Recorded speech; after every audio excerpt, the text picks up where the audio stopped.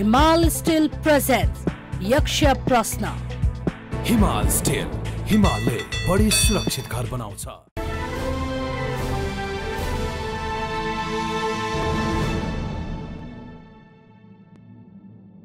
नमस्कार, यक्ष प्रश्नमा तपाईलाई हार्दिक स्वागत छ। म राजेन्द्र बानिया। यक्ष प्रश्नलाई प्रायोजन गरेको छ हिमाल स्टिलले। आज यक्ष प्रश्न सोध्छौं नेपाल सरकारका पूर्व प्रधानमन्त्री, नेपाल कम्युनिस्ट पार्टी माओवादी केन्द्रका अध्यक्ष पुष्पकमल दाहाल प्रचण्डलाई। स्वागत छ कार्यक्रममा। धन्यवाद राजेन्द्रजी। 2052 साल र त्यसको सेरोफेरो, त्यो भनेको आजको दिनबाट हेर्दाखेरिमा झन्डै 26 वर्ष। जनयुद्धका नाममा तपाईहरूले हतियार सहितको आन्दोलन सुरु गर्दा 19 सदस्यीय केन्द्रीय समिति थियो, पछाडि थपेर 35 सदस्य बनाउनु भएको थियो होइन?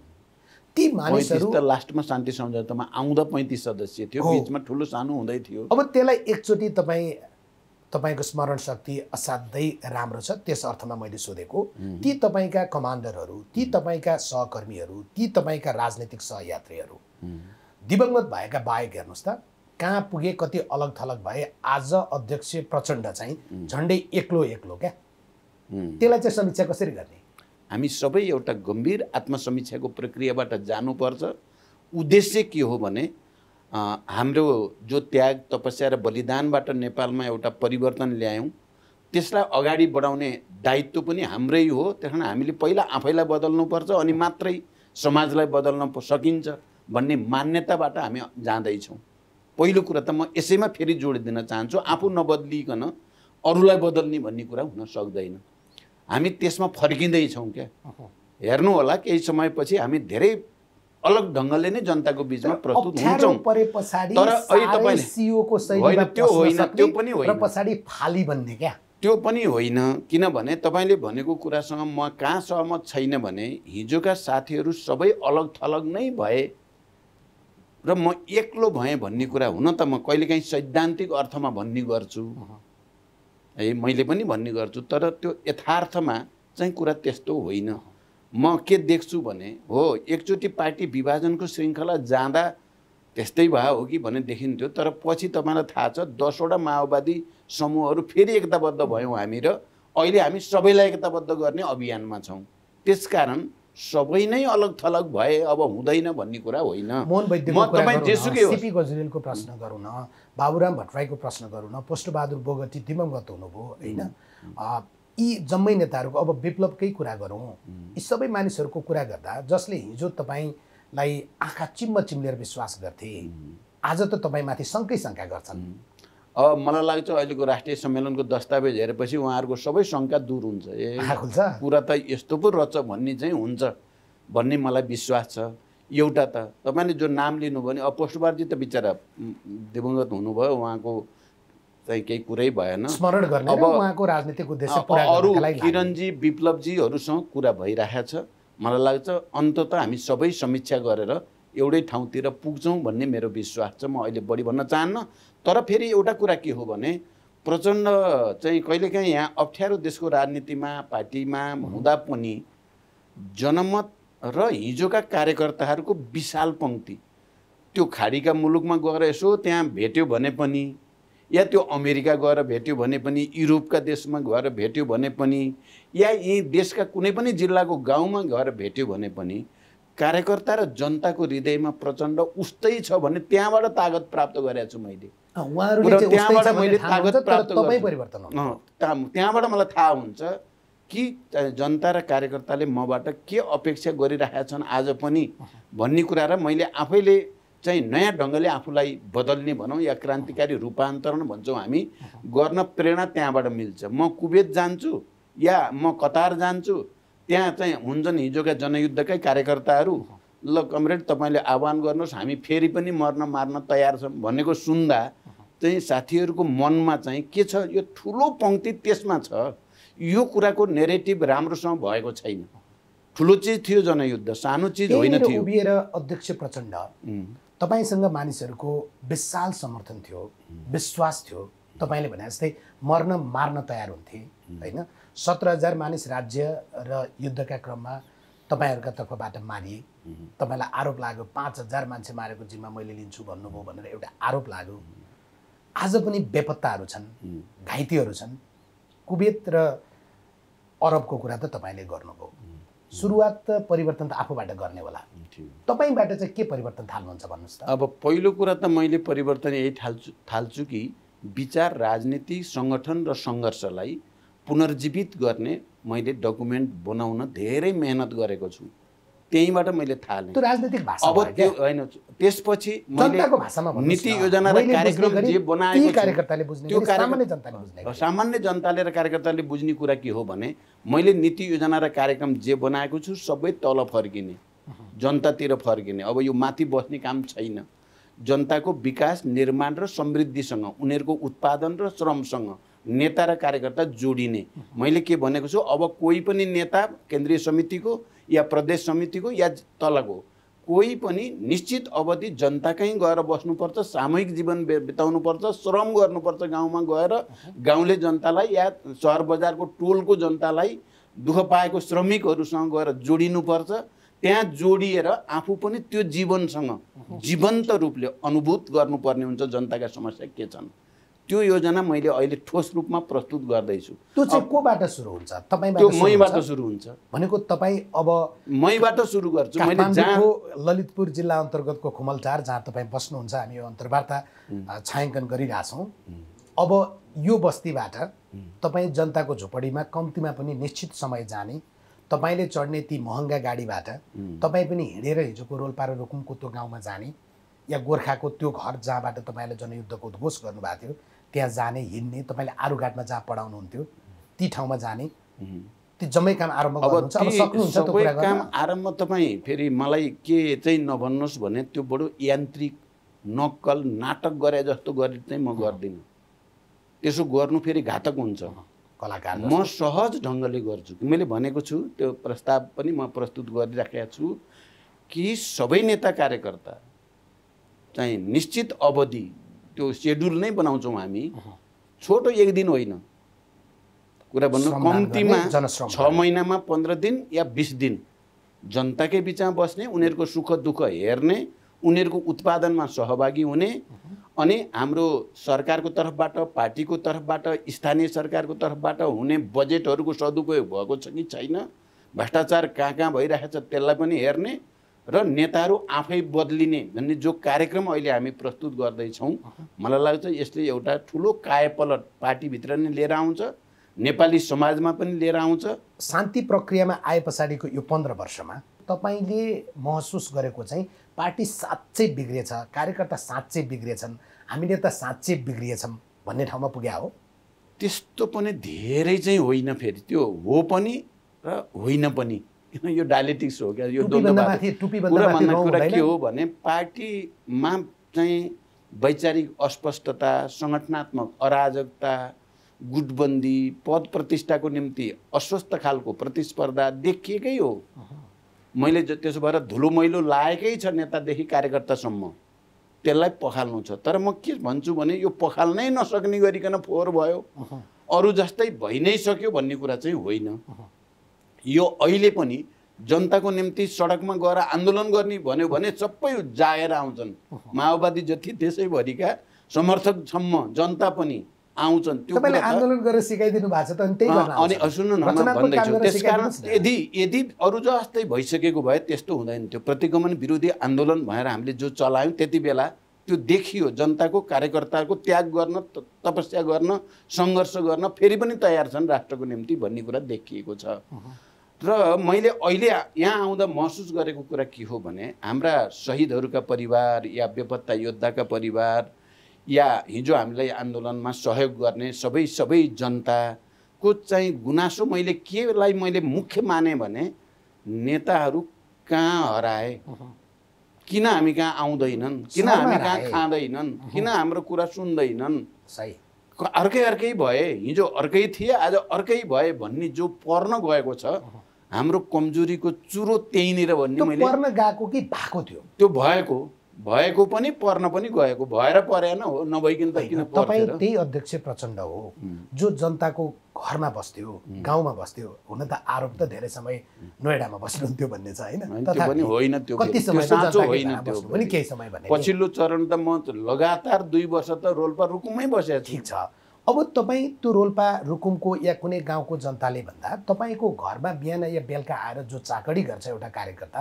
तपाईँलाई सुमेरु मानेर जो घुम्छ त्यसैको कुरा सुन्ने ठाउँमा पुग्नुभयो बिग्रिया त कुरा त्यही हो नि त त्यो पनि त्यसरी यान्त्रिक रूपमा होइन अघि पनि तपाईँले यो प्रश्न बडो जोड दिएर भन्नुभयो किनभने म यही चाहिँ छ के आजको भन्छु भने प्रश्न पहिला क्या? कुरा त यदि यो माओवादी पार्टी र लिडरसिप हामीले संविधान सभाको निर्वाचन सम्पन्न गर्ने संविधान बनाउने अनि निर्वाचन गर्नेतिर नगएको भएर गाउँतिर गएर बस्छु भनेको भए तपाईँ यसलाई पनि रिलेटिभली हेर्न पर्यो क्या सापेक्षिक रूपले हेर्न पर्यो त्यति बेला त्यो काम प्राथमिक थियो नै तपाईँ यो अस्तिको निर्वाचनमा दोस्रोचोटि प्रधानमन्त्री भएर निर्वाचनको माहौल बनाउनको निम्ति र त्यो संविधान कार्यान्वयनको वातावरण बनाउनको निम्ति जो मेहनत गरियो लिडरसिपबाट गरेको त्यो काम चाहिँ बिग्रेको काम हो भनेर मूल्याङ्कन गरियो भने त्योभन्दा ठुलो अन्याय लिडरसिपप्रति के हुन्छ सिङ्गो राष्ट्रको निम्ति र इतिहासको निम्ति धेरै ठुलो मेहनत गरेर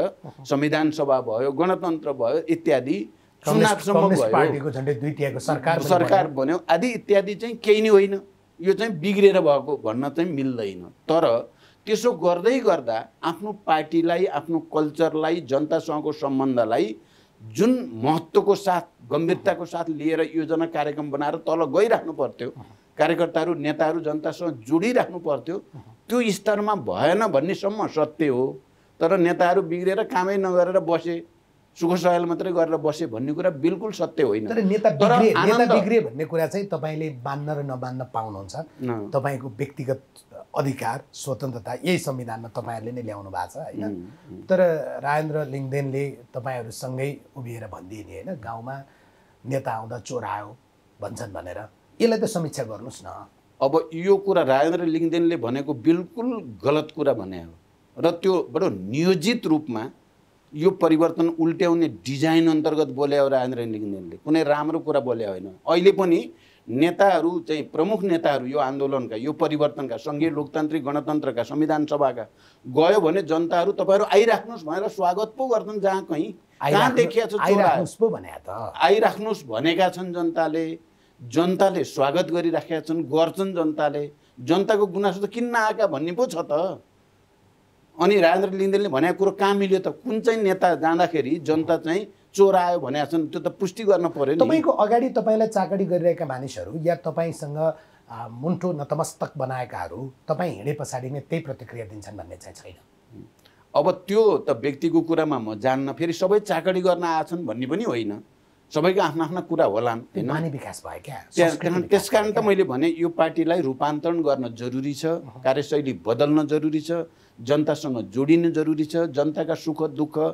उनीहरूको उत्पादन कार्य श्रम कार्य समृद्धिको यात्रामा हामी प्रत्यक्ष जोडिन जरुरी सिङ्गै पार्टी मैले हुन त हेटौँडा महाधिवेशनमा तपाईँहरूलाई थाहा छ मैले उत्पादन ब्रिगेड मार्फत अब हामी जानुपर्छ हिजो हामीले जनमुक्ति सेना बनाएर जनताको सेवा गर्ने परिवर्तन ल्याउने लडाइँ लड्यौँ यद्यपि फेरि मानिसहरूले मलाई 17,000 मारेको भन्ने गर्छन् जबकि मैले यति भने तपाईँले फेरि भावनामा आएर 5,000 को जम्मा लिन्छु भन्ने हो नि त त्यो त साँचो कुरा भन्न खोजेन हो मैले यदि मान्छे मरेकै कुरा गर्ने भने रेकर्डमा हेरे हुन्छ भनेन हो रेकर्डले के भन्छ भने तपाईको एउटा राम्रो पक्ष होला समस्या होला के अब बोल्दिनुहुन्छ त्यो अब मान्छेले त्यही मैले 17,000 को हत्या र प्रचण्ड भन्दै थिए हैन यो हत्या त यो राज्यले बढी गरेछ भन्न खोज्यो हो युद्ध दौरानमा भाव भन्ने एउटा तपाईहरुले जवाफ दिनुपर्ने ठाउँमा 5,000 को त म जिम्मा लिदिन्छु भन्नु भयो नि त हैन नैतिक रूपले युद्धको जिम्मा लिन्छु भन्न खोजे हो त्यो युद्ध त मैले नेतृत्व गरेर अगाडि बढेको हो नि त त्यो नैतिक जिम्मेवारी म लिन्छु भन्न खोजे हो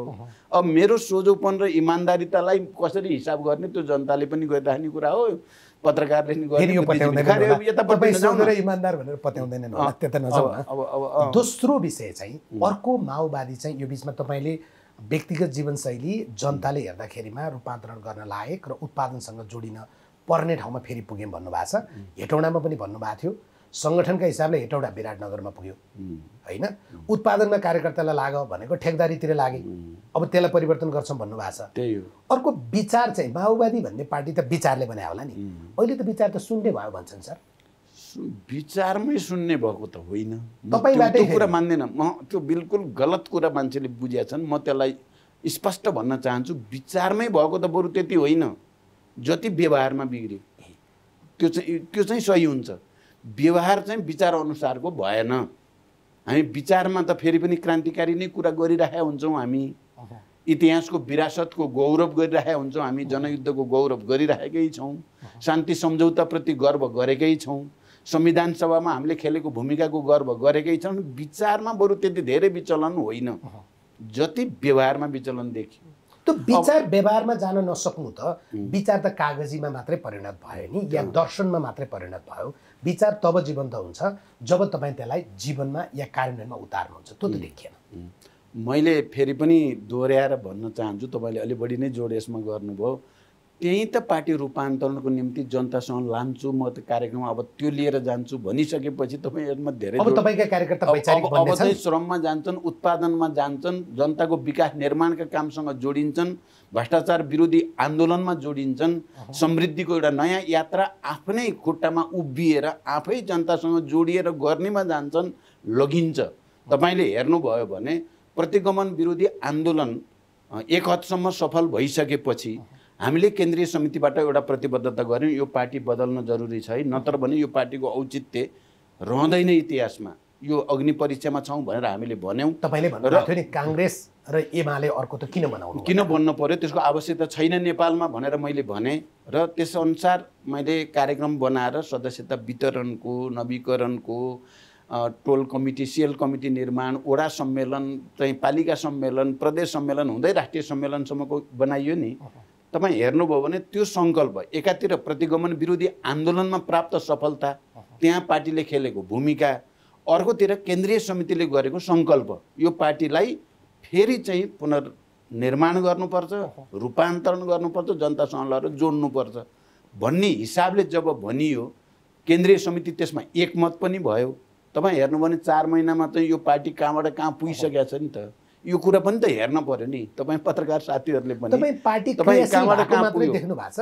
त्यो भित्रको जे प्रकारका समस्याहरू हिजो जमेर बसेका थिए नेतृत्वको लडाईँ छिनाझपटी अस्वस्थ प्रतिस्पर्धा होइन एक अर्काप्रतिको षड्यन्त्र हिजो त सबैजना तपाईँले एउटा झन्डा उठाउँदाखेरि सबै मार्न तयार हुन्थे नि अहिले त एकले अर्को कार्यकर्ताको तेजोवध गर्न एकले अर्को नेताको तेजोवध गर्न जे देखिया छ त्यसले त तपाईँलाई शान्ति मिल्दैन नि त्यही भएर त पार्टी रूपान्तरणको अभियानमा हामी लाग्यौँ नि त त्यही भएर त यो कल्चर हो भने हामी चाहिँ काङ्ग्रेस र एमाले जस्तै हुने हो भने हाम्रो आवश्यकता छैन भन्नुको तात्पर्य नै त्यही नि त हो त्यसकारण यसलाई रूपान्तरणमा जानु पर्यो अहिले जे भए पनि तपाईँ हेर्नुभयो भने 4 महिना यताको मात्रै तपाईँ घटनाक्रमहरू विकास रूपान्तरणको प्रक्रिया हेर्नुभयो भने धेरै राम्रोतिर अगाडि बढ्यो राम्रोतिर अगाडि बढेकोलाई त तपाईँहरूले राम्रोतिर बढ्या छ है आजभोलि भन्न त सक्नु पर्यो नि क्रियाशील हुनु भएको छ तर तपाईँहरूसँग म मात्रै भएको छैन अहिले त हजारौँ लाखौँ कार्यकर्ता गतिशील भएको छन् तपाईँ अहिले सर सङ्ख्याले के गर्छ र 8 लाख बनाउनु भयो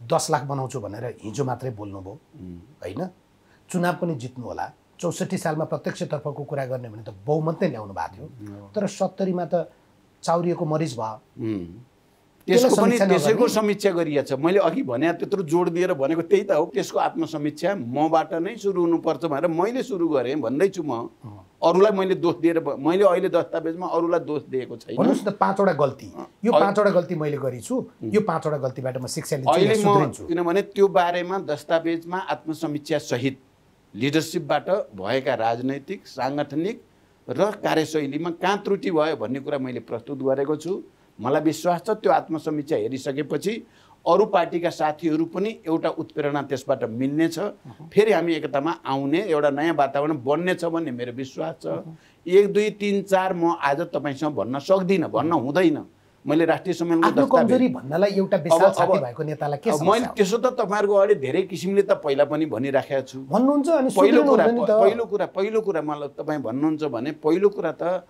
हामी शान्ति सम्झौतामा हस्ताक्षर गर्ने बेलामा एज ए लिडर मैले जुन विधि प्रक्रियाबाट ल्याउनु पर्थ्यो त्यसमा कहीँ न कहीँ त्रुटि भयो भन्ने छ मेरो बुझाइ।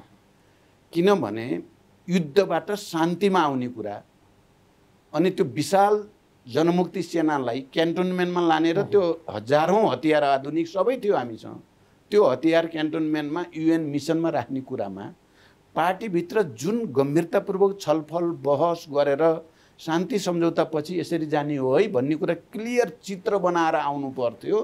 त्यसो नगरिकन ढ्याक्कै मैले गिरिजाबाबु र म हस्ताक्षर गऱ्यौँ, टुङ्गियो।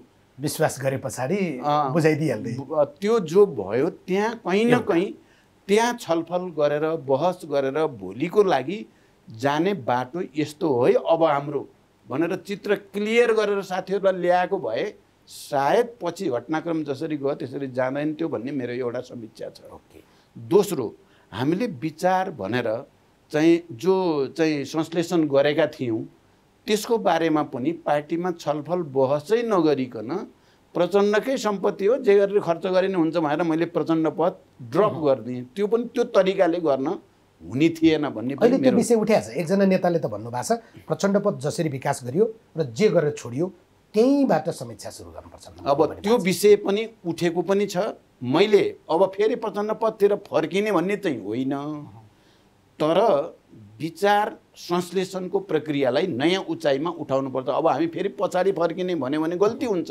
म फर्किन चाहिँ मेरो प्रस्ताव पछाडि हो र पछाडि होइन, अगाडि जाने नै गर्नुपर्छ। र हामीले बृहत कम्युनिस्ट एकताको निम्ति जो प्रयास गऱ्यौँ नि, हामीले गरेको त्याग त्यसलाई चाहिँ स्थापित गर्नुपर्छ। तर मेरो भनाइ के छ भने यो विषयमा पनि पार्टीभित्र पर्याप्त छलफल बहस नगरिकन र त्यसको सट्टामा के गरेर जाने भन्ने कुराको पनि विकल्प नबनाइकन जो गरियो त्यहाँ पनि त्रुटि भएको छ। दोस्रो गल्ती यो त्यहाँ पनि त्रुटि भएको छ भन्ने हामी समीक्षा गर्दैछौँ भन्छु है म अहिले।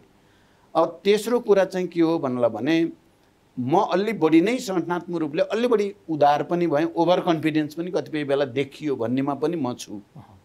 केपीसँगकै युनिटीको बेलामा गरिएका सहमति सम्झौता कार्यान्वयनमा म डरसँग उभिन पर्ने कयौँ ठाउँमा मैले सजिलै लुज छोडिदिएँ। त्यसले गर्दाखेरि अझ स्पष्ट भनौँ, किनभने यो महत्त्वपूर्ण परिघटना हो होइन। नेपालको इतिहासमा पनि विश्व कम्युनिस्ट आन्दोलनको इतिहासमा पनि दुईवटा ठुला कम्युनिस्ट पार्टीहरू पहिला चुनावी गठबन्धनमा गए, पछाडि पार्टी एकीकरण गरे, 41 महिना राम रमाइलै भयो, त्यस पछाडि अदालतले छुट्याइदियो। यो ठाउँमा पुग्दाखेरिमा एमालेसँगको एकीकरण, कतिपयले त एमालेमा पार्टी विलय गराइदिएको भन्छन्, त्यहाँको तपाईँको समीक्षा के हो? त्यो पनि छ। अहिले मैले हाम्रो ओलीलाई त खुब ओलीलाई मैले त्यस्तो दस्तावेजमा धेरै गाली चाहिँ गरेको छैन। मैले राजनीतिक विश्लेषण गरेको छु के हो यो परिघटना र किन यस्तो भयो भन्ने कुरा। गाली चाहिँ ओलीलाई एक शब्द पनि छैन। यो आगोसँग नखेल त्यो मैले बाहिर पोलिटिकल्ली भाषण गर्दाखेरि भनिरहेको छु। दस्तावेजमा त्यस्ता कुराहरू चाहिँ छैनन्। एमालेसँगको एकीकरणमा के गल्ती भयो? अब मलाई लाग्छ मैले र माओवादी केन्द्रले जुन उद्देश्य राखेर जुन दृष्टिकोणको साथ एकता गरेको थियो त्यहाँ कहीँ गल्ती म अहिले पनि देख्दिनँ। तपाईँको नियतमा खोट थिएन? नियतमा मात्रै होइन, विचारमा पनि थिएन, सङ्गठनमा नि थिएन, राजनीतिमा नि थिएन। यो कुरा आम कम्युनिस्ट आन्दोलनका समर्थक शुभचिन्तकहरू, हाम्रो पार्टीका पनि एमालेका पनि सबैले गहिरो गरी बुझ्न जरुरी छ भन्ठान्छु म चाहिँ। यसतिर गहिरो गरी ध्यान सायद गएको छैन कि। त्यसकारण मेरो भनाइ पहिलो के छ भने त्यो एकता गर्नु गल्ती भएको होइन। देशको राजनीतिक स्थायित्वको निम्ति, कम्युनिस्ट आन्दोलनको चाहिँ एउटा तागत आर्जनको निम्ति र सामाजिक न्यायसहितको विकासको एउटा नयाँ युगतिर देशलाई लैजानको निम्ति त्यो महत्त्वपूर्ण परिघटना थियो पहिलो। दोस्रो, विचार राजनीतिमा हामीले गल्ती गरेका थिएनौँ। तपाईँ त्यति बेला पारित भएको राजनीतिक प्रतिवेदनमा मदन भण्डारीको भूमिका र प्रचण्डको भूमिका प्रष्टसँग, माओवादी युद्धको भूमिका र बहुदलीय जनवादको भूमिका के थियो इतिहासमा भन्ने कुराको बडो वस्तुवादी नै मूल्याङ्कन गरिएको छ त्यहाँ। र भनिएको छ त्यो दस्तावेजमा, जहाँ केपी ओलीको पनि हस्ताक्षर छ। भनिएको के छ भने आजको परिवर्तन नेपालका उत्पीडित वर्ग, जाति, क्षेत्र, लिङ्ग, समुदायमा जागरण ल्याउन माओवादी जनयुद्धले महत्त्वपूर्ण भूमिका खेल्यो। अनि भनिएको छ यो सङ्घीय लोकतान्त्रिक गणतन्त्र स्थापित गर्ने र शान्ति सम्झौता संविधान सभा गराउने कुरामा माओवादी जनयुद्धकै मुख्य भूमिका छ, त्यसमा पनि सही छ केपीजीको कुरा भन्नु हो त। अरू तपाईँ प्रतिवेदन पुरै हेर्नुभयो भने त्यहाँ कहीँ कतै चाहिँ हामी विचलित भएको भन्ने देखिँदैन, हामी अगाडि बढ्न खोजेकै देखिन्छ। त्यसकारण विचारमा समस्या थिएन। अब तेस्रो विधानमा हामीले जनवादी केन्द्रीयताको आम सिद्धान्तलाई पालन गरेर जाने, बहुमत अल्पमतको सिद्धान्त, मतलब सामूहिक निर्णयको पालना गर्ने, व्यक्तिगत जिम्मेवारी लिने आदि इत्यादि जो कम्युनिस्ट आन्दोलनका प्रचलित मान्यता हुन् तिनैलाई हामीले विधानमा व्यवस्था गरेका थियौँ। त्यहाँ पनि गल्ती थिएन। अब दुईटा ठुला पार्टी मिलेको, दुईटाको इतिहास पनि धेरै महत्त्वपूर्ण इतिहास भएका पार्टी मिलेको बेलामा महाधिवेशन नहुँदासम्मको लागि भनेर हामीले केही सम्झौता गऱ्यौँ। पक्कै पनि होइन, दुईटा अध्यक्ष दुईटा हुने, सरकारको नेतृत्व पालै पालो बराबरी अवधि गरेर गर्ने भन्नेमा पनि हस्ताक्षर गरिया छ। त्यो सार्वजनिक छ, सबैले बुझेका छन्। लुकेर गर्नुभएको रहेछ होइन, त्यो पनि पार्टीमा त थाहा थियो नि, पार्टी केन्द्रमा थाहा थियो त्यो कुरा। त्यसकारण मलाई त्यहाँ पनि गल्ती गरेको लाग्दैन। त्यसो गर्नु त्यति बेला महाधिवेशनसम्म यसरी जाउँ भनेर सहमति नै भएको थियो, हस्ताक्षर भएको थियो, डकुमेन्ट गरिया थियो। यहाँसम्म पनि कहीँ पनि त्रुटि भन्न मिल्दैन। र मैले जे सपना देखेर गठबन्धन र एकता गरौँ भनेर एमालेको नेतासँग केपीसँग त्यति बेला उहाँ अध्यक्ष भएको हुनाले गएको थिएँ, फर्केर म हेर्छु 10 पटक 50 पटक हेर्छु, गल्ती भएकै लाग्दैन। सही थियो मेरो त। कहाँनिर कुन बिन्दुमा पुगेपछि षड्यन्त्र भयो भन्दा चाहिँ सुरु कहाँबाट भने जो नेपाल कम्युनिस्ट पार्टी नेकपा भनेर बन्यो र बैठकको अध्यक्षताको बारेमा घोषणा एकता भइसकेपछि, दस्तावेज पारित भइसकेपछि, विधान भइसकेपछि, हस्ताक्षर भइसकेपछि बैठक बस्ने बेलामा अब त पालो पालो गर्नु पर्यो। दुवै अध्यक्षको हैसियत समान अध्यक्ष हो, हैसियत त बराबरी भन्ने हो मान्यता। त्यो गर्ने बेलामा केपीजीले होइन त्यसो नगरौँ, अहिले म प्रधानमन्त्री पनि छु, 3टा फोटा तपाईँभन्दा मैले बढी फटाएको पनि छु, अहिले बराबर नगरौँ, मै गर्छु भन्नेबाट सुरु भयो। बडो मिठो भाषामा भन्नुभयो उहाँले, तपाईँ चिप्लिहाल्नुभयो। तै पनि मैले त्यो भन्नु न चाहिँ सचिवालयको बैठकमै छलफल भयो। यो साथीहरू केहीले चाहिँ होइन त्यो बराबरी भनेपछि त बराबरी नै गर्नु पर्यो नभन्नु भएको पनि होइन, एउटै मात्रै भयो, 2-3टा बैठकमा छलफल भयो। तर केपीजी ज्यान गए मान्ने देखिनँ मैले। भाषा त मिठो मैले भने जस्तै प्रयोग गर्नुहुन्छ। लास्टमा उहाँले त्यसो भए संयुक्त अध्यक्षता बनाउँ न त भनेर चाहिँ भन्नुभयो। अब भर्खर एकता भएको 1 महिना पनि भएको छैन, केपी र प्रचण्डको बिचमा झगडा सुरु भयो भने जनताले के भन्लान्, कार्यकर्ताले के भन्लान् भनेर म चाहिँ भइहाल्यो भनेर छोडिदिएँ मैले।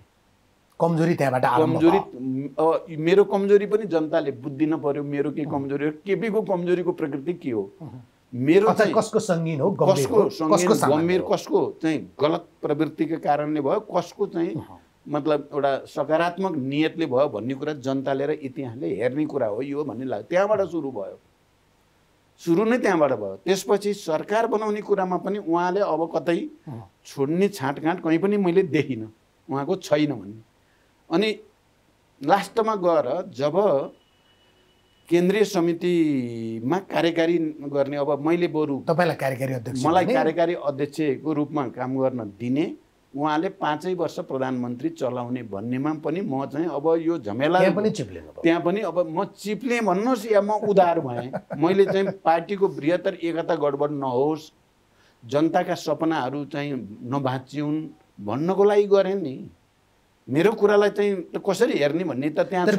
तर त्यति भन्न दोस्रो अध्यक्ष हो भन्ने। त्यसपछि उहाँले चाहिँ त्यो निर्णयमा पहिला सही भयो, त्यो त हाम्रो स्थायी समिति सचिवालयमा भएको निर्णय थियो, माइनेटै छ। तर भोलिपल्टै उहाँले चाहिँ एउटा पत्रिकाले अन्तर्वार्ता मै 1 नम्बर हो उहाँ 2 नम्बर हो भनेर भनिदिइसकेपछि त कार्यकारी अध्यक्ष भन्ने कुराको पनि अर्थ रहेन। त्यो छलछामै रहेछ, त्यो पनि छलछाम जालझेलै रहेछ भन्ने प्रष्टै भयो क्या, सबैले बुझे त्यो कुरा। त्यसपछि तै पनि चाहिँ एउटा केन्द्रीय समितिको बैठकको अध्यक्षता मैले गर्ने मौका पाएँ। दोस्रो केन्द्रीय समितिको दोस्रो बैठक थियो त्यो बैठक यति राम्रो भयो, यति राम्रो भयो कि त्यहाँ बैठकबाट निक्लिँदा सम्पूर्ण केन्द्रीय सदस्यहरू पार्टी त बन्ने भयो। भनेको म सम्झिन्छु। हेर्नुहोस्, सबै उज्यालो अनुहारसहित निक्ले, निर्णय पनि सही गरियो। म धेरै ठाउँमा प्रशिक्षणमा गएँ, त्यसपछि पुरो एमालेकै साथीहरूले धेरैले भन्नुभयो मदन भण्डारी भेटियो, तपाईँमा हामीले मदन भण्डारी देख्यौँ भन्नुभयो। भावुक, अँगालो हाल्ने, जता कतै त्यस्तो हुन थाल्यो। म पनि भावुक मान्छे।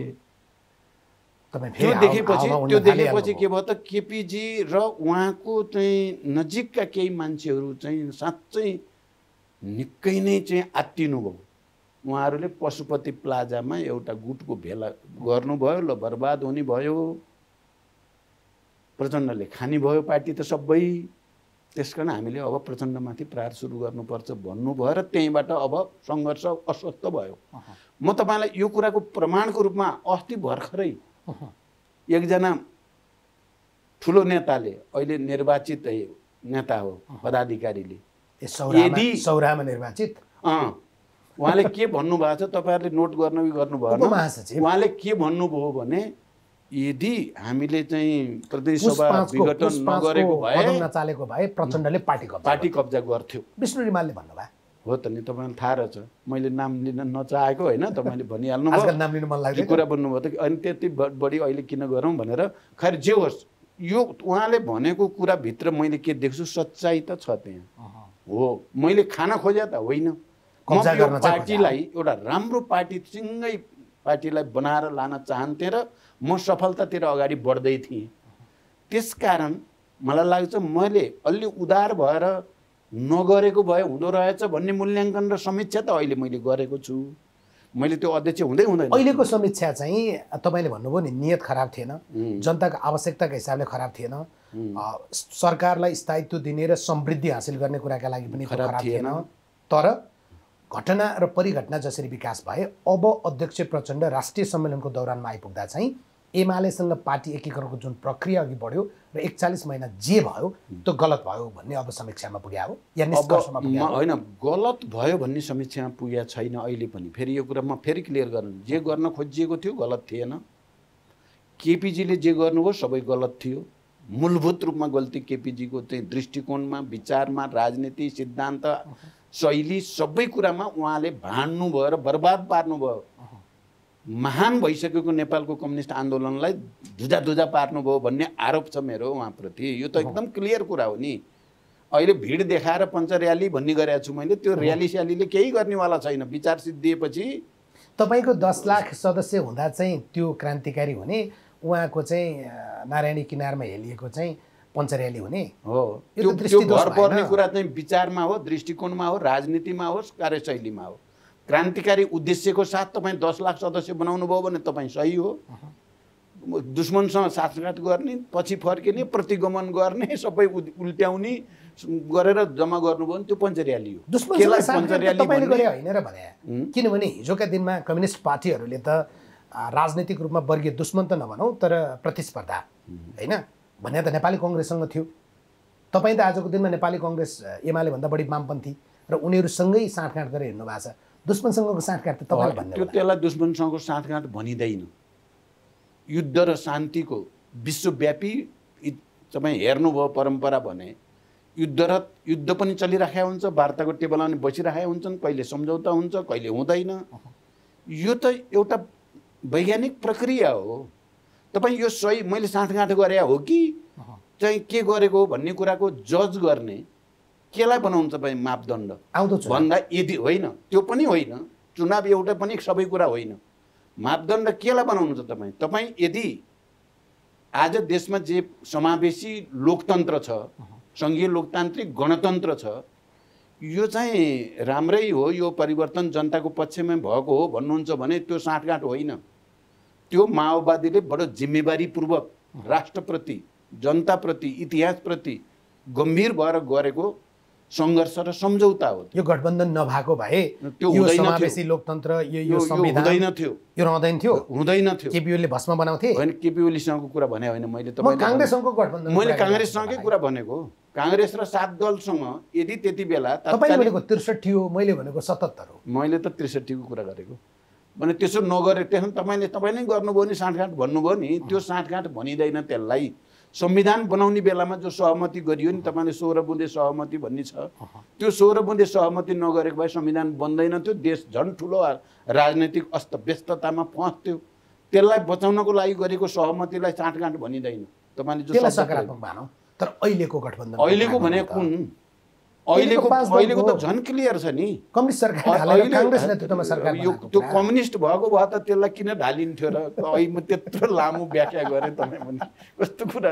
कम्युनिस्ट भयो त ढालिन्थेन नि, त्यो कम्युनिस्ट रहेन, त्यो त बरु संविधान विरोधी, सङ्घीय लोकतान्त्रिक गणतन्त्र विरोधी, प्रतिनिधि सभा त्यत्रो सार्वभौम संस्था संविधानले जे भनेको छ त्यो कुरालाई उल्ट्याउने भएपछि त्यो कहाँ कम्युनिस्ट रह्यो त्यो। तर मैले नबुझेको हामीले सधैँ भनेको मैले के हो, काङ्ग्रेससँग पनि समाजवादी या अरू पार्टीसँग पनि भनिएको कुरा र गरिएको काम के हो त भने संविधानको रक्षा, गणतन्त्रको रक्षा, राष्ट्रियताको रक्षा गठबन्धनको वैचारिक राजनीतिक आधार हो।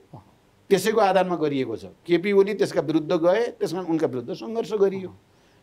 एकदम क्लियर छ नि यो कुरा। यति क्रिस्टल क्लियर कुरालाई किन घुमाउनु पर्यो? भए मैले बुझ्न नसकेका कुरा आज एकीकृत समाजवादीले बोकेको बाटो या राजनीतिक दर्शन र नेकपा एमाले आफ्नो कार्यदिशा या आफ्नो राजनीतिक दर्शनमा लेखेको बाटो एउटै हो। तपाईँ माधव नेपालहरूसँग चाहिँ पार्टीकरण गरे पछाडि महाधिवेशन गर्ने कुरा गर्नुहुन्छ होइन, मनभित्र लुकेको कुरा त त्यही हो।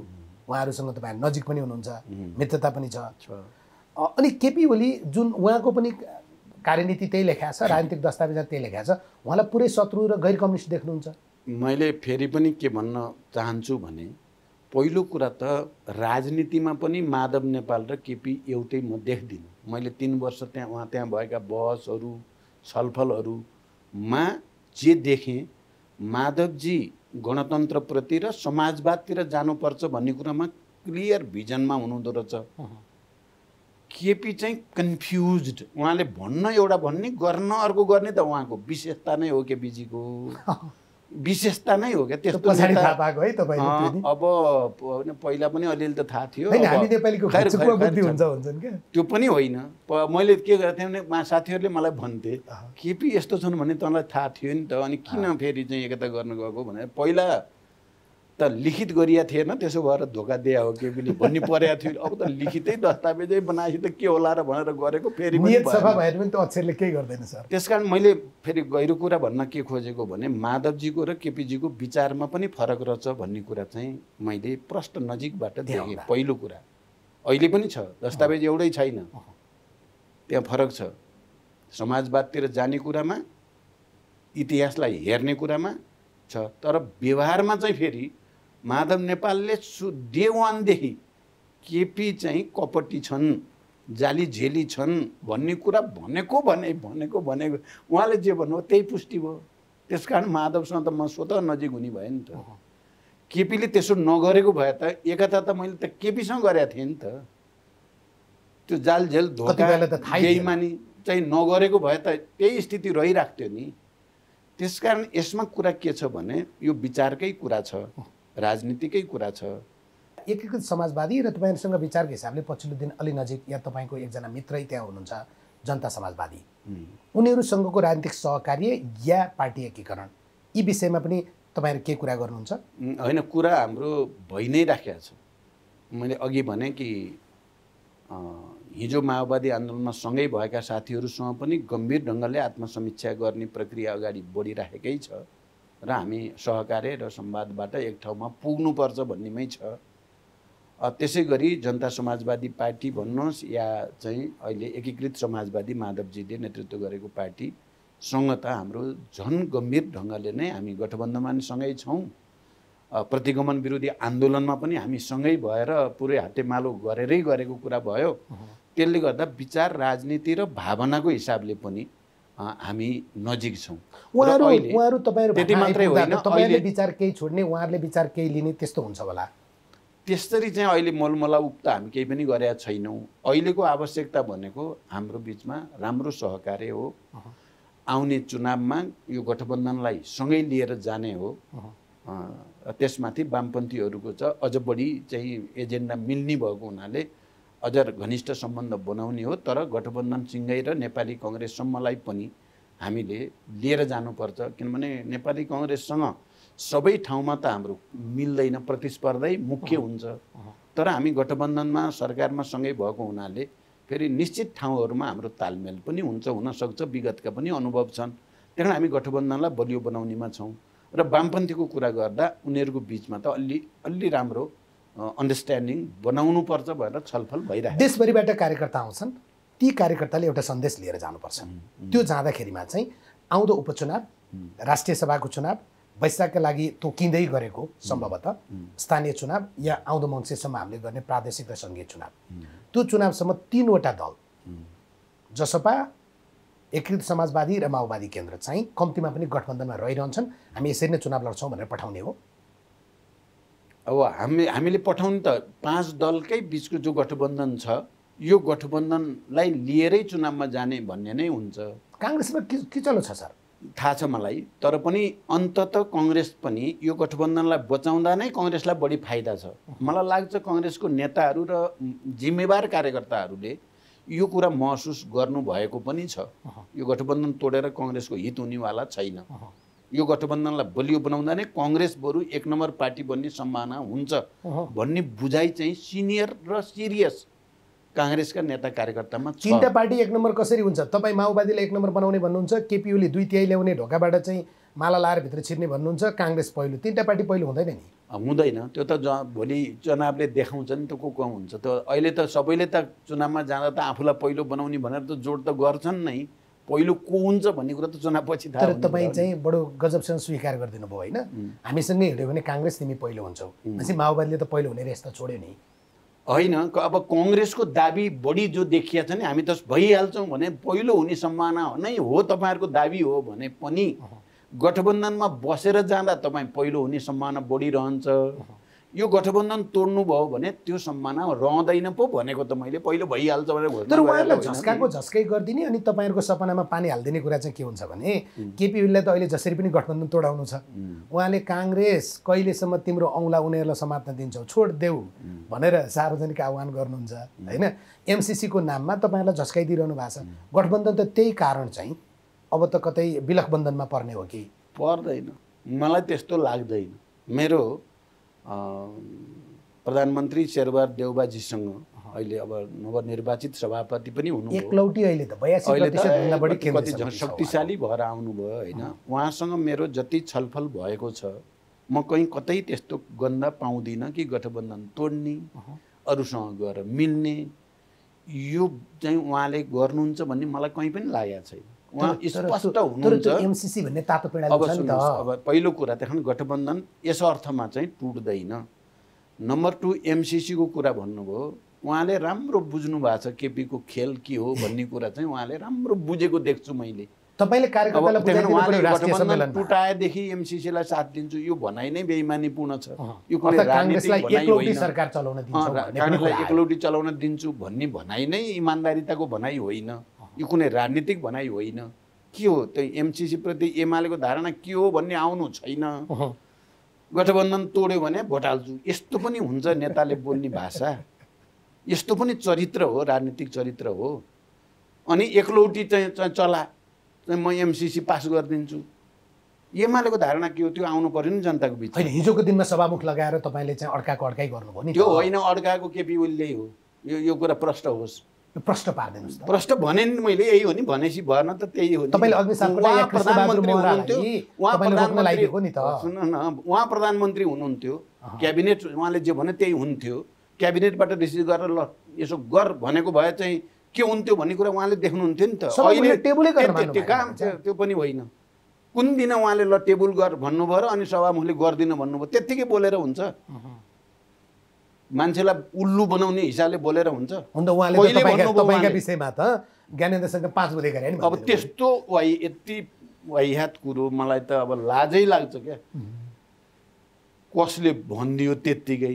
तपाईँलाई म भनौँ चाहिँ यसको सूत्र दुईटै कुरा भनिदिनुहोस्। एउटा कुरा, पहिलो कुरा के भने त्यो चाहिँ 5 बुँदेवाला कुरोमा चाहिँ तपाईँहरूले मेरो एउटा स्टेटमेन्ट त्यति बेला जनयुद्धको अन्तिमतिर चाहिँ हुँदाखेरि म नोकरसँग होइन वार्ता गर्न परे मालिकसँग नै गरिन्छ भनेको थिएँ। त्यो बडो चर्चित थियो। त्यो चर्चित पनि थियो। त्यो भनेको ज्ञानेन्द्रसँग भए पनि वार्ता गर्ने भनेकै हो। राज्य सत्तामा जो छ, राज्य शक्तिमा जो सत्ताको छ, नेतृत्व वार्ता त शक्तिसँगै गर्ने हो नि। जोसँग शक्ति छ त्योसँग पो वार्ता गर्ने। अब शक्ति छैन, जे सबै गएर ज्ञानेन्द्रसँग नि सल्लाह गर्ने पार्टीका नेता जति भएपछि पार्टीका नेतासँग गरेर कहाँ हुन्छ। चित्त दुख्या चाहिँ दलहरूलाई नोकर भन्दा भएर हो भनेर होला। तर मेरो सम्झौता हुने 5 बुँदे भन्ने जस्ता सम्झौता हुने भने होइन, 5 बुँदे तपाईँले सम्झौता गर्नु भएको छ भने अब यो पनि यो ती मात्र होइन भनेको त मैले के पनि सुने भने 19 गतेको घटना जो घटायो त्यो मसँगको सल्लाहले घटाएको भन्ने शुद्ध पनि भने यो त दिउँसै रात पार्ने कुरा हो। तर तपाईँले प्रस्ताव चाहिँ पठाउनु भएको थियो भने एकजना कुनै जवाफ केबी छैन। रोकाया भन्ने मान्छेले मैले माओवादीको चाहिँ प्रस्ताव चाहिँ लिएर गएको थिएँ दरबारमा भन्ने टाइपको। अब होइन त्यो त प्रस्ताव दरबारमा केबी रोकाले किन लानु पर्यो? मैले वक्तव्य दिएको थिएँ नि वार्ता गर्ने भनेर त। त्यो वक्तव्य दिएको कुरालाई त भन्न परेन नि, यो लानै परेन मानिसहरू नि। विभिन्न प्रकारको अब यो जस लिन सबै खोजिरहेको छ। यो हो भने यो चाहिँ माने यो एउटा कन्स्पिरेटोरियल थ्योरी भनिन्छ नि, कन्स्पिरेसी थ्योरी हो यो, षड्यन्त्रको सिद्धान्त। ठिक छ, झुटो कुरा भनेर त्यसमा चाहिँ त तपाईँले मान्छेलाई तत्काल वक्तव्य निकाल्नु भयो, केपी ओलीको भनाइ आए पछाडि त्यो टुङ्गियो जस्तो लाग्छ। एमसिसी चाहिँ तपाईँका राष्ट्रिय सम्मेलनबाट के निष्कर्ष या के छलफलमा लानुहुन्छ र समग्रमा माओवादी पार्टीले बाटो के लिन्छ यो विषयमा? अब यो विषयमा पनि अस्ति अल पार्टी मिटिङ पनि भयो। अब त्यहाँ अब एमाले अथवा केपी चाहिँ का प्रतिनिधि त आउनु भएन।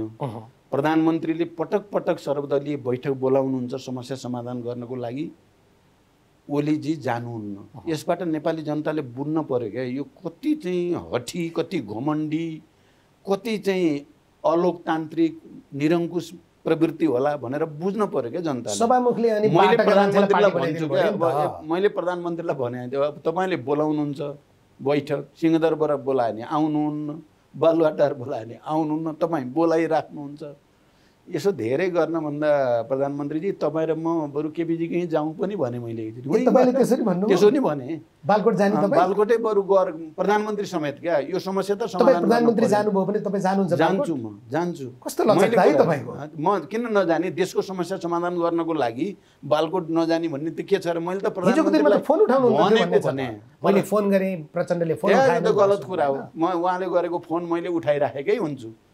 अहिले दसैँमा एकचोटि गर्नुभएको थियो उहाँले, त्यसपछि गर्नुभएको पनि छैन यही दसैँमा है। गएको दसैँमा शुभकामना आदान प्रदान। शुभकामना पनि भन्नुभयो, मैले नि शुभकामना भने, त्यसपछि त भएको छैन। खै मैले त्यतातिर नजाउँ। मेरो मुख्य कुरा के हो भने एमसिसी या सदन खुलाउने जस्तो विषयमा प्रधानमन्त्रीले पटक पटक सर्वदलीय बैठक बोलाउनु भएको छ र मुख्यतः प्रमुख प्रतिपक्ष आओस् बैठकमा र छलफल होस् भन्ने चाहना राख्नु भएको छ। तर उहाँ आउनुहुन्न। यो नेपालको लोकतान्त्रिक आन्दोलनको इतिहासमा नै एउटा विचित्रको परिघटना हो। यो प्रमुख प्रतिपक्ष प्रधानमन्त्रीले समस्या समाधान बोलाउने बैठकमा आउँदैन। अनि फेरि कुरा गर्छ लोकतन्त्रका। सर्वोच्च अदालतले, निर्वाचन आयोगले गरेको फैसला मान्दैन। संसदीय मान्यता कायम गर भनेर नारा गर्ने, संसदवादको धज्जी उडाउने। अब यो जो भइरहेको छ नि, यो सबै सन्दर्भमा मैले प्रधानमन्त्रीजी अब आउने भयो, उहाँ आउने हुनु भएन, तपाईँ र म नै जाऊँ। तर मेरो प्रश्नको सिधा जवाफ आएन। माओवादी केन्द्रले एमसिसीका विषयमा यो राष्ट्रिय सम्मेलन पछाडि एउटा स्पष्ट बाटो भन्छ, भनिरहेछ, भन्छ पनि। के भने हामीले भनि के राखेछौँ भने यो विषय जसरी गिजो लिन गएको छ र जनताको पर्सेप्सन बिग्रेको छ त्यो क्लियर गरेर मात्रै हामी अगाडि बढ्न पर्छ। नम्बर 1, त्यो क्लियर नगरिकन त्यत्तिकै जबरजस्ती गरेर हुँदैन। त्यसो भएर मैले प्रधानमन्त्रीलाई भने पनि उहाँले त्यसलाई स्वीकार्नु पनि भयो। अल पार्टी मिटिङ बसौँ, छलफल गरौँ, एडिटरहरू क्या सम्पादकहरूको पनि मिटिङ बसौँ, उहाँहरूसँग के गर्ने, यस्तो समस्या पर्यो, यसलाई समाधान गर्नु छ भनेर त्यहाँ पनि कुरा गरौँ। सिभिल सोसाइटी र बुद्धिजीवी, सेलेक्टिभ बुद्धिजीवीहरूको पनि मिटिङ बसौँ, उहाँहरूको पनि राय सल्लाह लिउँ। सबैको कुरा सुनिसकेपछि अनि एमसिसी प्रोजेक्टवालासँग नि कुरा गरौँ। यो विषयमा कन्फ्युजन छ, यो क्लियर गरिदिनु पर्यो, यो चिज अलिकति संशोधन गरिदिनु पर्यो, परिमार्जन गर्न पर्यो। हामी यो पैसा फिर्ता लान जाओस् भन्ने चाहँदैनौँ, त्यो पैसा हामी लिन चाहन्छौँ। हाम्रो पूर्वाधार विकासको निम्ति आएको पैसा हामी सदुपयोग गर्न चाहन्छौँ। तर जो कन्फ्युजन छ त्यो क्लियर पनि हामी गर्न चाहन्छौँ। यही नै अहिलेको माओवादीको नीति हो। अझै जवाफ आएन, मैले बुझिनँ। यति भन्दा मैले बुझिनँ। अब त्यसो भएको माओवादी केन्द्रका कार्यकर्ताले के भनेर गाउँमा जान्छन्? हामी एमसिसी संशोधन नभइकन पारित हुन दिँदैनौँ, आजको दिनमा एमसीसी जे छ त्यो हामीलाई स्वीकार्य छैन भन्छन् या कुरो मिल्दा एमसीसी पास हुन्छ भनेर जान्छ? होइन, आवश्यक परिमार्जन, स्पष्टीकरण र संशोधन सहित पारित गर्नेमा माओवादी केन्द्रमा कहीँ विमति छैन।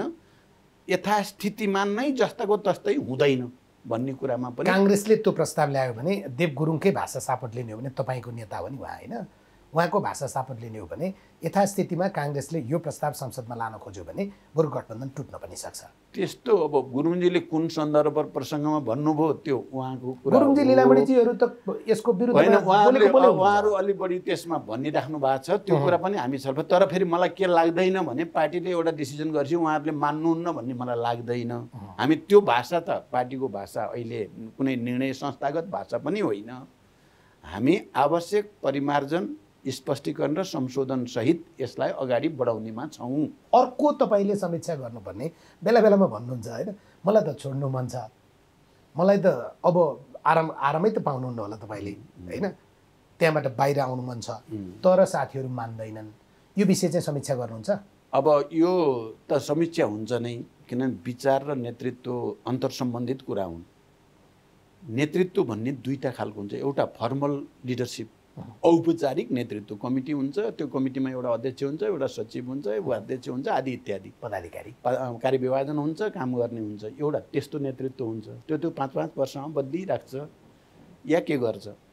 एउटा नेतृत्व हुन्छ लामो आन्दोलन सङ्घर्षबाट आम कार्यकर्ता र जनताकै तहबाट एउटा अधिकार प्राप्त नेता जस्तो क्या, त्यो अध्यक्ष नभए पनि त्यो अध्यक्ष नै भइरहेको जस्तो हुन्छ। विचारको अख्तियारी बोकेको, विचारको अख्तियारी बोकेको, सिङ्गो पार्टी र कार्यकर्ताहरूको विश्वास आन्दोलनबाट लामो सङ्घर्षबाट आर्जन गरेको र त्यसबाट विचार र नेतृत्वको फेरि उत्तराधिकारी तयार पार्ने प्रणाली हुन्छ। यो दुईटा छन् क्या नेतृत्वबारे। हाम्रो पार्टीको कुरा भन्नुहुन्छ भने माओवादी केन्द्रको के हो भने जनयुद्ध, शान्ति सम्झौता, संविधान सभा, गणतन्त्र, प्रतिगमन विरोधी आन्दोलन आदि इत्यादि सबैमा एउटा निश्चित वैचारिक प्रवृत्ति पनि त्यहाँ देखिएको छ र त्यो समग्र प्रक्रियामा एउटा नेतृत्व उब्रेर आयो क्या। कसैलाई चित्त बुझ्न सक्छ, कसैलाई चित्त नबुझ्न सक्छ, प्रचण्ड आयो क्या त्यहाँ। तर एउटा यस्तो नेतृत्व आयो कि तपाईँ माथि अरू धेरै तल भयो नि अहिले त। अब त्यस्तो त थिएन, हेर्नुहोस् हाम्रो पार्टी चाहिँ छोडेर गइदिए नि अब त्यस्तो थिएन। किनभने किरणजी हुँदा, बाबुरामजी हुँदा, पोस्टबहादुर हुँदा को स्थिति भन्नुहुन्छ भने हाम्रो राम्रै नेतृत्वको टिम हो। अहिले पनि नेतृत्व छैनन् भन्ने होइन, भरभराउँदै नेताहरूको तर तपाईलाई तत्काल प्रतिस्थापन या विस्थापन अहिले अब प्रतिस्थापन गर्ने चाहिँ खालको त अहिले छैन। त्यो पक्कै पनि सबै साथीहरूले नै लिडरसिपप्रति एउटा भरोसा विश्वास जाहेर गरिराख्नु भएको छ। त्यसो भएको र मैले के देख्छु भने अब अझै केही समय मैले उत्तराधिकारी तयार पार्ने प्रक्रियामा र पार्टीलाई एउटा ट्र्याकमा सेटमा लैजाने भूमिका मैले खेल्नुपर्ने आवश्यकता छ भन्ने मेरो महसुस छ। अनि किन मैले छोड्न मन छ त्यो पनि त्यस्तो पनि भन्नुस् न त। त्यसो मैले फेरि त्यसो किन भन्नु व्यक्तिगत कुरा होइन यो भन्नलाई खोजे क्या। व्यक्तिगत हो भने त पार्टीको प्रमुख भइरहन्छ नारायण बिजुक्से जस्तो होइन। अनि जस्तो मात्र किन माओ सेतुङ जस्तो भन्नुहोस् न, किन बिजुक्से र स्टालिनको कुरा गर्ने हो भने त उहाँहरू जीवनकाल स्टालिन लेनिन पनि भन्नुहोस् न। तर त्यो राम्रो भएर कम्युनिस्ट आन्दोलनलाई त्यो राम्रो भयो नभयो मूल्याङ्कनको अर्को विषय छ। तर तपाईँ फेरि बिजुक्सेसँग किन तुलना गर्नुहुन्छ? नेपालको सन्दर्भमा त्यो बेकारको कुरा, गलत ठाउँमा लगेर गलत तुलना गर्दाखेरि गलत सन्देश जान्छ नि। यो नेपालको राजनीतिक क्रान्तिमा चाहिँ भूमिका खेलेर चाहिँ लिडरसिप स्थापित हुनु र एउटा चाहिँ बौद्ध भिक्षु रहेछ घन्टी बजाइराख्ने भने घन्टी बजाएर बस्ने एउटै हुन्छ त? त्यो तुलना पनि मिल्न पर्यो नि। त्यस कारण मेरो कुरा के हो अहिले तपाईँले भनेको नि हो, मैले भन्न खोजेको के हो भने विचार र नेतृत्व भन्ने कुरा अन्तर्सम्बन्धित हुन्छ। कसैले चाहँदैमा छोड्न पाउने र कसैले चाहँदैमा बस्न पाउने कुरा होइन। क्रान्तिकारी पार्टी र क्रान्तिकारी आन्दोलनको हकमा बुर्जुवाहरूको कुरा छोडिदिनुहोस्, यो त यहाँ क्रान्तिकारी कुरा गर्दैछ भने त हामी त तपाईँले दुईटा नेतृत्व त्यसो भएको हुनाले यहाँ चाहिँ कुरा के हो भने विचारको आवश्यकता र सङ्गठन र आन्दोलनको आवश्यकताद्वारा निर्धारित हुने कुरा हो यो। यो कुरा मैले भन्न खोजेको। तपाईँले भन्न खोज्नुभयो नि किन व्यक्तिगत भन्छ त भन्दाखेरि कहिलेकाहीँ कति बसेको भन्यो भने मलाई रहरले बसेको छु र म आवश्यकताले बसेको छु भन्दाखेरि व्यक्तिगत रूपले भन्यो भने त मलाई के भएर अब त आरामसँग संस्मरण लेख्न बस्न पाए हुन्थ्यो भन्ने पनि कहिलेकाहीँ लाग्छ। तर पार्टीको आन्दोलनको र देशको आवश्यकताले मलाई फेरि त्यसो गर्न दिँदैन। तर मेरो एउटा केटाकेटी मन थियो तपाईँलाई भन्छु ल। 2058 सालमा दरबार हत्याकाण्ड भएपछि राजा रानीको मृत्यु भयो भन्ने आयो नि, त्यति बेला मेरो दिमागमा एउटा मात्रै चिजको प्रश्न थियो, अब त देश चल्दैन होला भन्ने। त देश त चल्दो रहेछ नि, चलिहाल्छ नि, चल्यो नि त चलिरहेको। तपाईँलाई पनि त्यो भ्रम छ कि? त्यस्तो त छैन मलाई, प्रचण्ड अध्यक्ष नभए पछाडि पार्टी चल्दैन कि? त्यस्तो त छैन, पार्टी त चल्छ, पार्टी त चल्छ, चल्नै पर्छ। फेरि हामीले माओवादी पार्टीले हिजोदेखि जे स्कुलिङ गर्दै ल्याइएको छ नि नेतृत्वबारे, कार्यकर्ताबारे, उत्तराधिकारीबारे, त्यसमा मलाई लाग्छ हाम्रो पार्टीका सबै साथीहरू क्लियरै छ। त्यहाँ नचल्ने भन्ने चाहिँ तर तपाईँ हुँदासम्म माओवादी केन्द्रको अध्यक्ष भनेर आफूलाई लेखाउने आँट चाहिँ कसैले नगर्ने भए? तपाईँ त उत्तराधिकारी बनाउन नसकेको चित्त नदुखाउनुहोस् है, असक्षम नेता भन्छन्। त्यो पनि होइन, अब यो पनि गलत कुरा। त्यो त असक्षम भन्छन् भने त त्यो भनाइ त एकदम नियोजित ठान्छु म चाहिँ। को सक्षम हो को असक्षम हो नेपालको उत्तराधिकारी विकास गर्न नसक्ने, उत्तराधिकारी विकास मैले त्यस हिसाबले म मान्दिनँ त्यो कुरा पनि। किनभने किरण बाबुराम पोस्टबहादुर जस्ता नेताहरूसँग 25 वर्ष 30 वर्ष म सँगै एउटै कमिटीमा बसेको छु, अनि म चाहिँ तयार गर्न नसक्ने, अरू चाहिँ को चाहिँ तयार गर्न सक्ने भयो भन्ने प्रश्न मेरो मनमा आउँदैन। आउँछन्, मैले अघि भने नि आउँछन् ती, फेरि पनि आत्मविश्वास होइन, त्यत्रो विश्वास छ मलाई साँच्चै आउँछन् ती। म तपाईँलाई आज एउटा कुरा भनौँ, किरणजी जानुभयो, अध्यक्षको बारेमा प्रश्न चाहिँ त उठिराख्छ, समाजमा नै उठिराख्छ, पार्टीभित्र नै उठि त राख्छ। एउटा मिटिङमा मैले भने अब सम्मेलन अथवा अधिवेशन गरौँ बाबुरामजी, तपाईँ अध्यक्ष हुनुहोस् भनेर प्रस्ताव राखेको थिएँ मैले।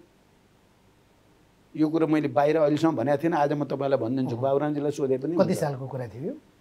संविधान बनाउने प्रक्रियाको बेलाको कुरा थियो यो, पहिलो पटकको, दोस्रो पटकको, भने पछाडि 70-71तिरको कुरा हो यो। म अब चाहिँ किन सधैँ म हुनुपर्छ भन्ने के छ र? तपाईँ पनि नेता हो, वरिष्ठ नेता, तपाईँको क्षमता पनि छ। एकचोटि तपाईँ, किनभने फेरि जहिले पनि बाबुराम भनेपछि अलि अर्कै हो कि भने जस्तो पार्टीभित्र परिराख्ने भयो। एकचोटि मलाई तपाईँलाई अध्यक्ष बनाएर हेर्न मन छ।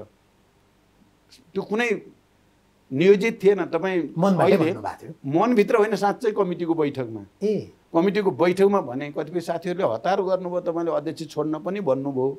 यो कुरो तपाईँहरूले वर्षमानलाई सोधे नै हुन्छ, जनार्दन बाबुरामलाई सोधे नै हुन्छ।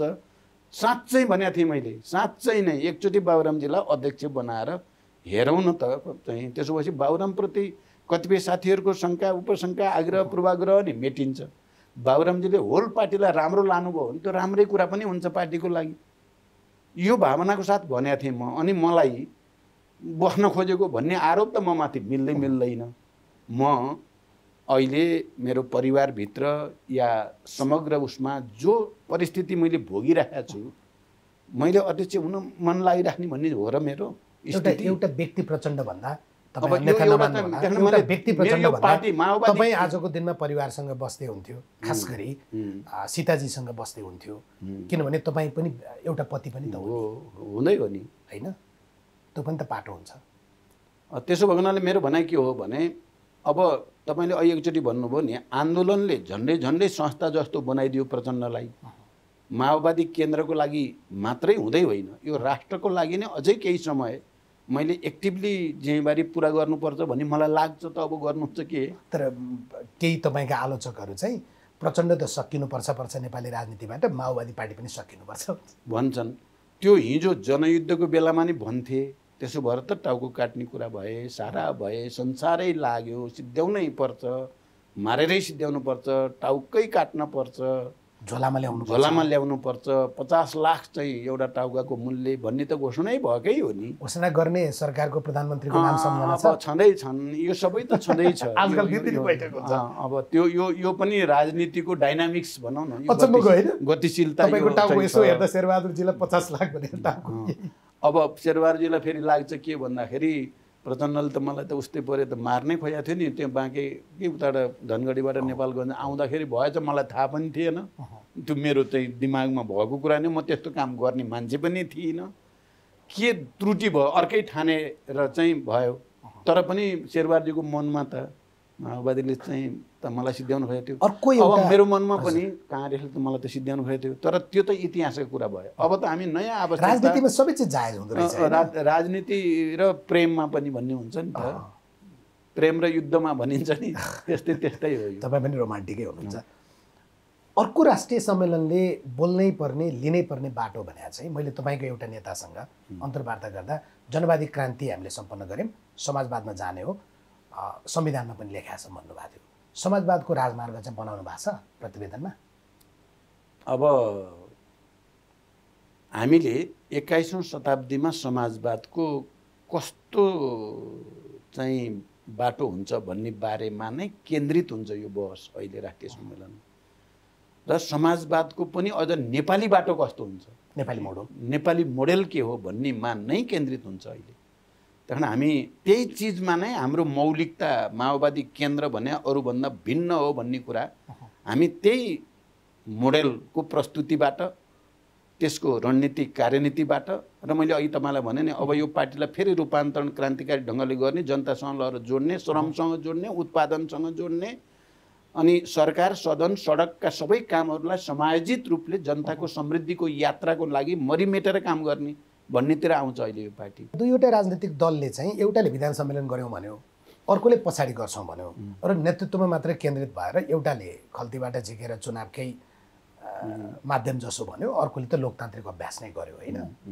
तपाईँ कहाँ पनि अब बहुपदमा जाँदैछ पार्टी नीतिको बहस छोडेर नेताहरू फेरि त्यो पदका लागि लागे भने त तपाईँले भने उद्देश्य पुरा हुँदैन नि ठिक हो त्यसकारण हाम्रो कोसिस के छ एउटा कुरा माने 2-3टा जो अधिवेशन नेपालमा यो अधिवेशनको सिजन जस्तो भयो यो अब यी भएका 2-3टा अधिवेशनको र हामीले अहिले गर्न लागेको हाम्रो राष्ट्रिय सम्मेलनमा सबभन्दा ठुलो अन्तर भनेको हाम्रो चाहिँ विचार राजनीति आजको अन्तर्राष्ट्रिय परिस्थिति शक्ति सन्तुलन कता गयो अब हामीले के गर्ने भन्ने कुरामा विचारको विकासमा चाहिँ केन्द्रित छ उहाँहरूको नेतृत्व निर्माणमा केन्द्रित भयो त्यो फन्डामेन्टल अन्तर हो हाम्रो पार्टी र उहाँहरूको बिचमा उहाँहरूले जे भने पनि उहाँहरू विचारमा कहीँ बहस पनि गर्नु भएन प्रस्ताव पनि त्यस्तो पेश पनि गर्नु भएन सम्पूर्ण रूपले त्यो यो फेरि बुर्जुवा पार्टीहरूको विशेषता हो त्यो उहाँहरूको मात्रै होइन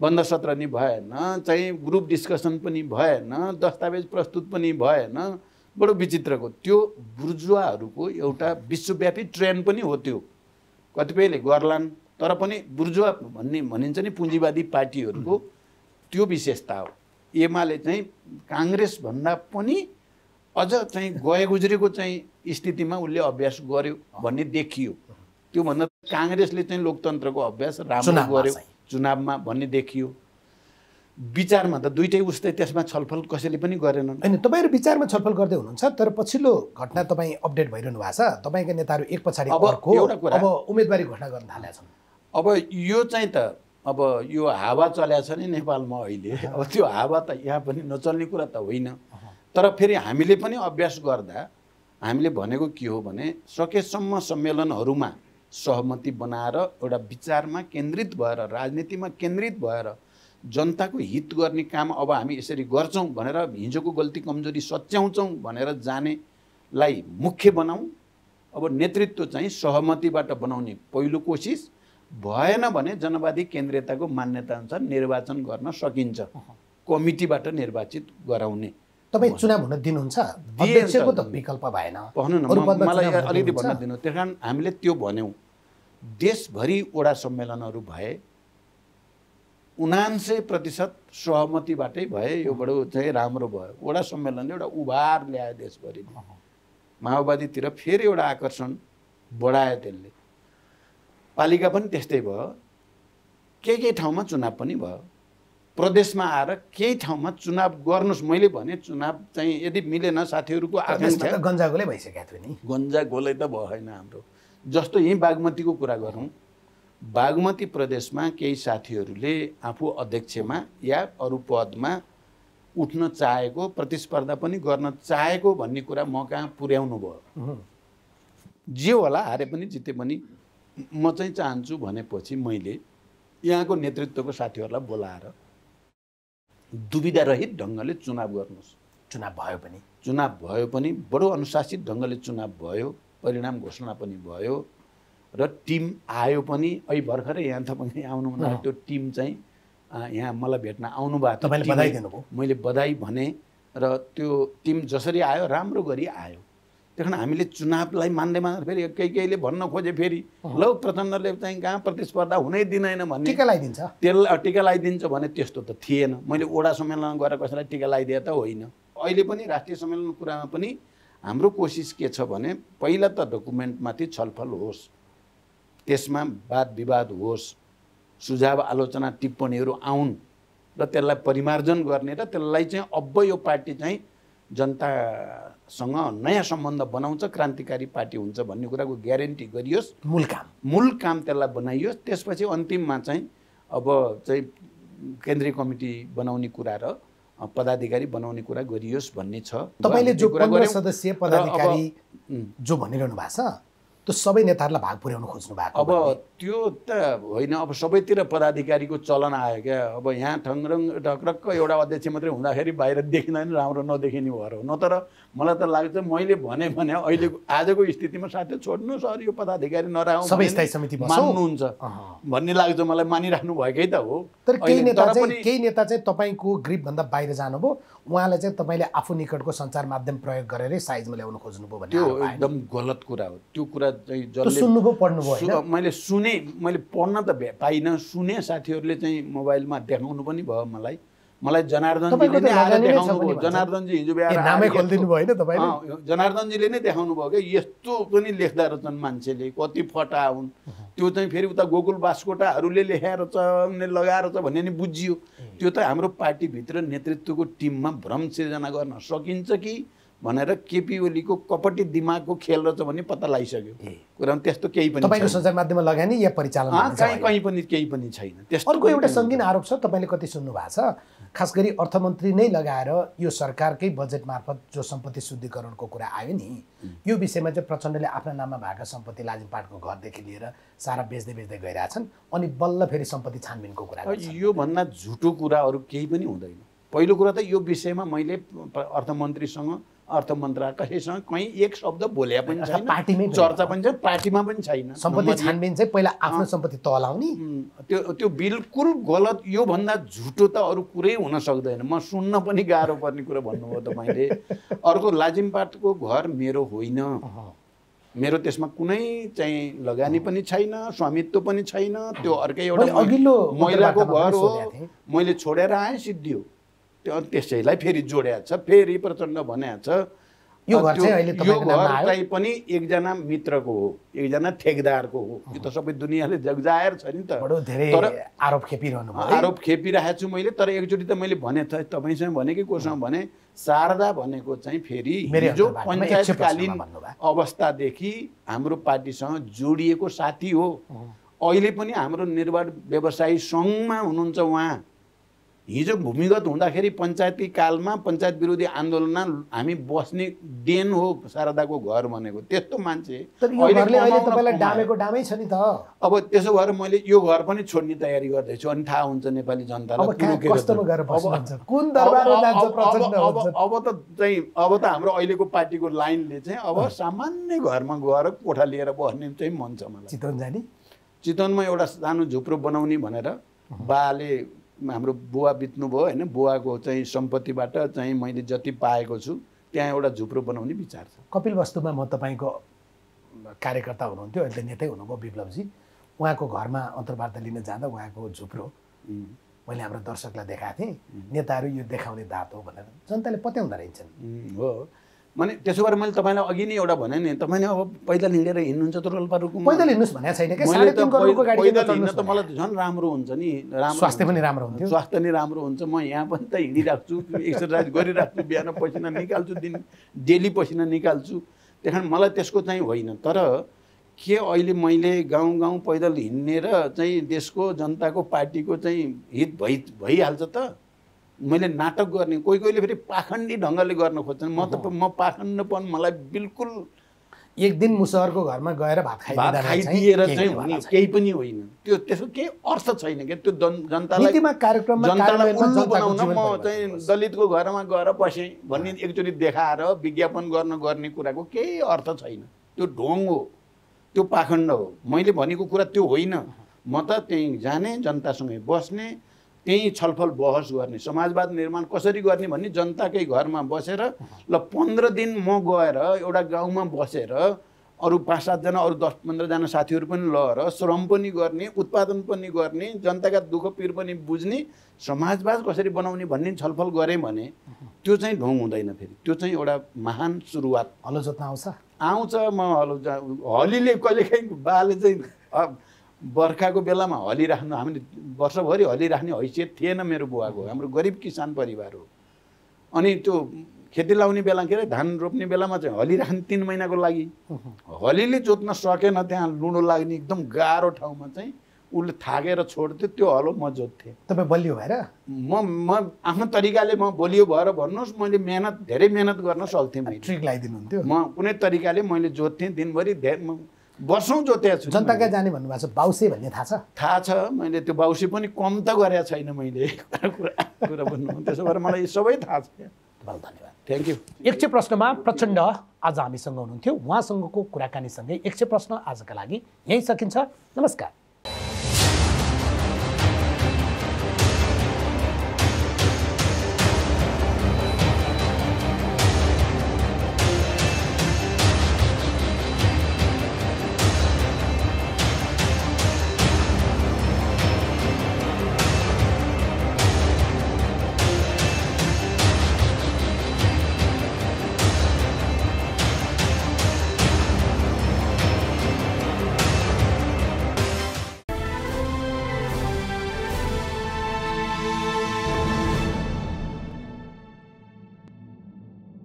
हिमाल स्टिल प्रेजेंट्स यक्ष प्रश्न।